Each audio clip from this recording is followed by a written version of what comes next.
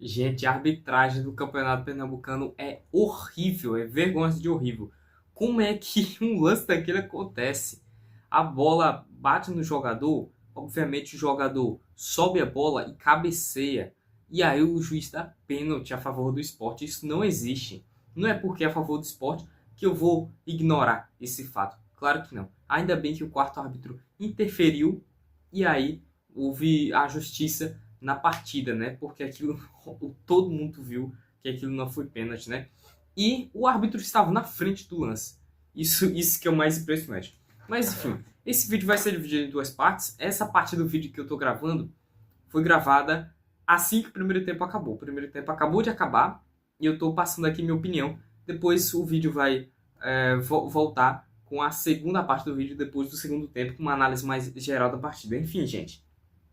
Primeira coisa que eu tenho que falar, depois desse lance da arbitragem, né? E a falta de VAR no Pernambucano. Eu sei que, gente, os clubes maiores, eles, pelo menos nos jogos deles, eles conseguem bancar. Eles conseguem bancar a arbitragem. Conseguem bancar, pagar árbitro de vídeo. Isso tem que ser feito. Enfim, pressão alta do Maguari no primeiro lance do jogo. Isso daí é algo que eu anotei. Isso não pode acontecer, gente. Quando o Sport começa o jogo com a posse de bola e toma pressão alta do Maguari no seu campo de defesa, é porque tem algo muito errado. É porque os jogadores são nervosos, porque não tem objetividade desde o primeiro lance de jogo. Pode ser que nesse segundo tempo o Sport vence por 3-0, mas por enquanto isso é inaceitável, tá? Inaceitável. O que leva, inclusive, ao Maguari estar superior ao Sport na partida. Inclusive o Thiago Couto fazer uma defesaça de um chute de fora da área. E olha aí, para quem estava duvidando do Thiago Couto, ele é bom jogador, cara. Ele é um bom goleiro. E até então, pelo menos, ele não errou. Na verdade, foi muito bem. E agora vem pro ponto da pobreza tática, pobreza ofensiva, principalmente do time do Sport. Porque, cara, até então, só lances de, de você trabalhar a bola ali, com muita posse de bola, e aí levar a bola para os cantos, geralmente o canto direito, ou até o canto esquerdo, um pouco menos, mas também. E aí você fazer esse levantamento, geralmente um levantamento ruim e um levantamento muito alto. E, e, e assim, é um levantamento que não faz sentido, porque é uma pobreza, você não tem outro tipo de tentativa de criar uma jogada, uma oportunidade clara de gol. É só isso. E aí, quando você tem esse levantamento muito alto, os zagueiros do Maguari fica muito fácil para eles defenderem essa bola, tirar essa bola. Precisa mais de dinâmica, precisa mais de bola no pé, precisa mais de tabela. Eu não estou vendo isso quando chega no depois da, enfim, a maior parte do jogo foi depois da linha de meio de campo, enfim, pela perspectiva do esporte. Mas eu não estou vendo muita tabela na área, não estou vendo muitas jogadas, muito passe, entendeu? E aqui, ó, eu vou para o senhor Matheus Alexandre, próximo ponto, e as decisões desse jogador, do nosso atleta. Porque, por favor, Matheus Alexandre, você é um jogador muito físico, você é um jogador com muito fôlego, uma explosão excelente, um baita controle de bola, mas nas decisões, cara, você parece eu. E, tipo, sabe? Sabe? Eu não sou profissional, obviamente. Então, você tem que ver isso. Porque quando você chega lá no terço final do campo, e aí, em vez de, quem sabe, fazer um cruzamento baixo, ou então fazer um passe, ter um lance em que o Lucas Lima tá do lado dele, tipo, a alguns metros apenas do lado dele, ele resolve fazer um levantamento lá pros. Entende? Entende isso? E ele não. E ele só tem essa jogada. São decisões muito ruins que o Matheus Alexandre toma quando chega ao final, né?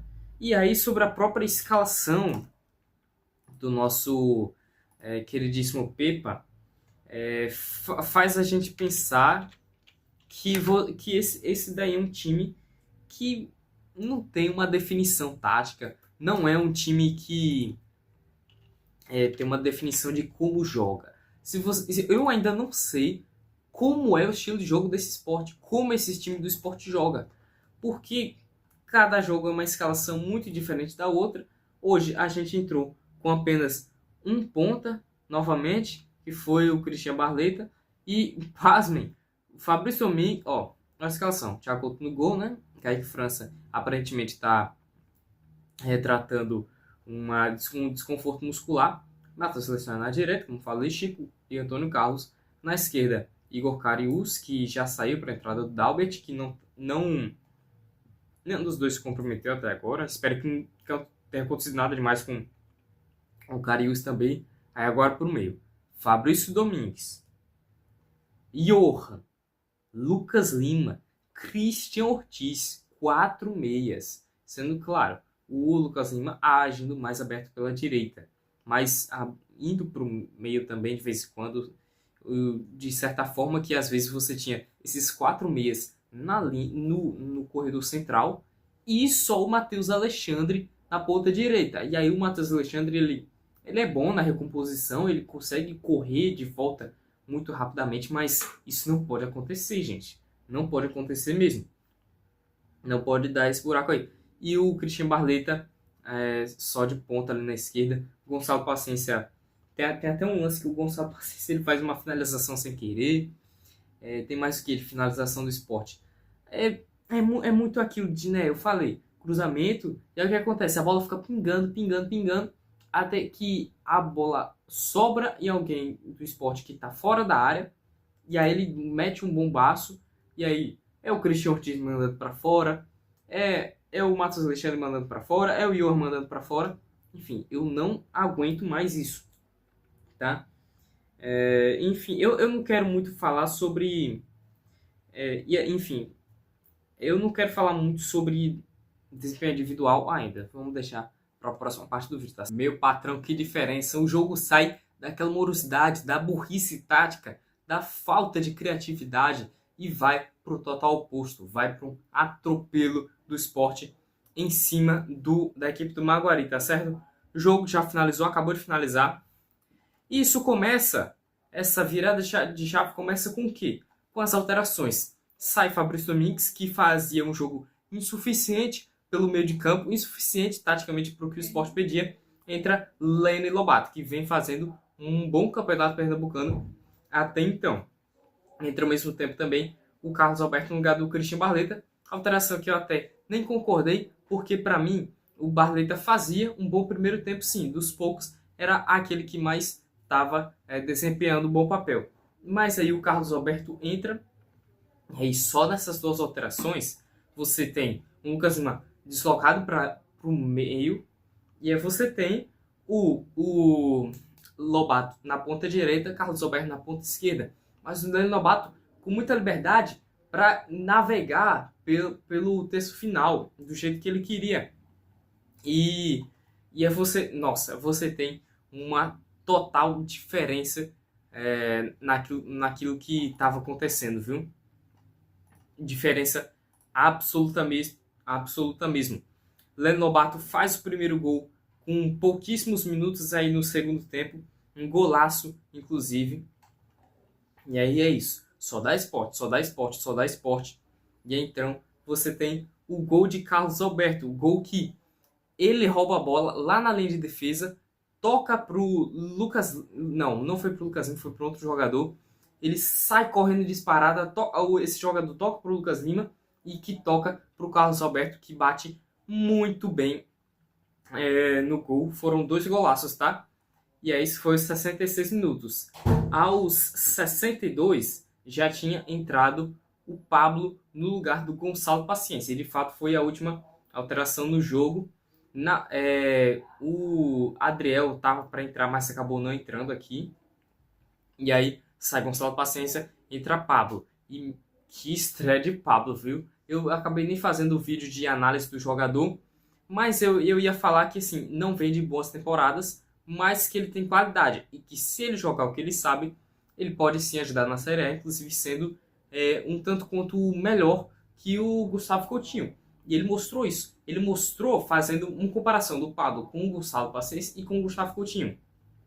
O Gustavo Coutinho tem mais mobilidade que o Gonçalo Paciência. O Gonçalo Paciência tem mais técnica que o Gustavo Coutinho.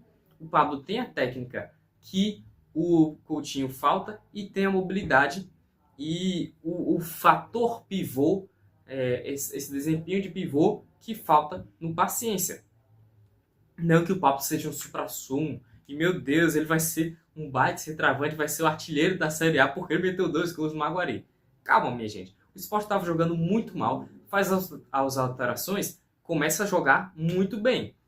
Mas, ainda assim, é um jogo contra o Maguari. Meio que você tem que dar uma segurada nas críticas e nos elogios também.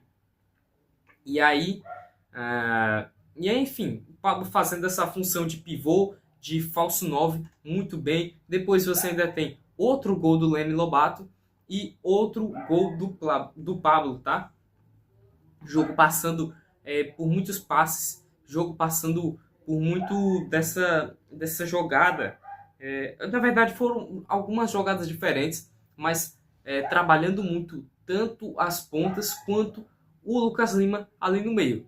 E, gente, o que é que eu falei? O que é que eu falei, né? Eu não tô querendo me achar melhor que Pepa, né? Melhor que ninguém, não. Mas era óbvio, quem assistia, quem conhece esses jogadores, quem conhece esse time do Sport, quem assiste a todos os jogos, meio que fica claro o que deveria ser feito desde o início. E quando isso acontece, 5-0 pro Sport.